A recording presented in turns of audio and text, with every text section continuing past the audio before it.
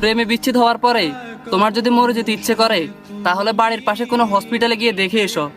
মানুষ একদিন বাঁচার জন্য কতই না ছটফট করে। সামান্য অভাবে যদি তুমি দিশারা হয়ে যাও তাহলে রাতের আধারে রাস্তার পাশে গিয়ে দেখো, তাদের পেটে নাই ভাত, তাদের মাথার উপরে নাই ছাদ, তারপরেও তারা কত সুখী। তুমি কালো চেহারা নিয়ে যদি নিজেকে খারাপ মনে করো তাহলে অ্যাসিডে পুড়ে যাওয়া মানুষদের দিকে তাকাও, তারা এই অ্যাসিডে পোড়া শরীর নিয়েও সমাজে কি সুন্দরভাবে হাঁটে। তোমরা যারা ভাবতেছ ছেলে হলে ভালো হতো, মেয়ে হয়েও ভালো হতো, তাদেরকে একটা কথা বলতেছি, তোমরা তৃতীয় লিঙ্গের দিকে তাকাও। তারা পরিবার থেকে এবং সমাজ থেকে বিতাড়িত হওয়ার পরও তারা নিজেদের জীবন যুদ্ধে তারা কিভাবে এগিয়ে যেতে যাচ্ছে।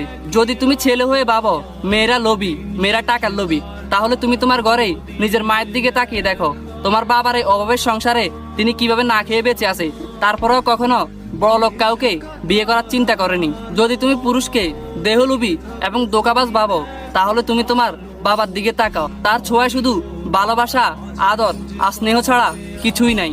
যদি কখনো তোমার মধ্যে অহংকার চলে আসে তাহলে তুমি তোমার কবরস্থানে গিয়ে দেখো, তোমার থেকেও আর কত অহংকার মানুষ ওখানে শুয়ে আছে, তাদের কোনো খবরও নাই।